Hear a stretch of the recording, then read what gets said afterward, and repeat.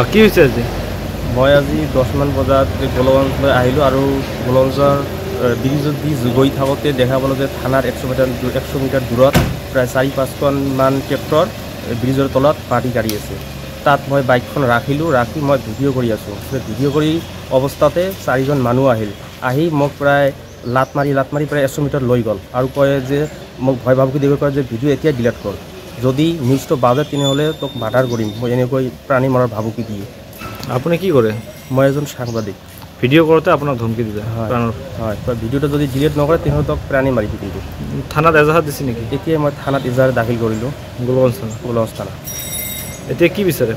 এতিয়া মই গোলগঞ্জ আহোঁতে মোক এনেকুৱা ভয় ভাবুকি দেখাইছে, মই SP মহোদয়ৰ কাছত যে এইটো জানো যাতে মোৰ কোনো ভয় ভাবুকি নেদেখুৱাই পাৰি, এইটো মই অনুৰোধ কৰিছোঁ।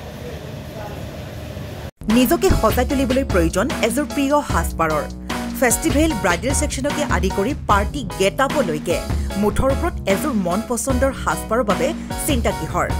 সাজপাৰৰ লগতে উপলব্ধ গহনাও। তাতোকৈ ভাল খবৰ, লেডিজৰ লগতে জেন্টছ আৰু কিডছৰ ছেকশ্যনো উপলব্ধ। আপোনাৰ কাষত গীতাৰ থ্ৰিলছ ক্ৰিয়েশ্যন। যোগাযোগ নম্বৰ 7638886024। ঠিকনা near Japorigog LP school, Japorigog, Guwahati, house number 11।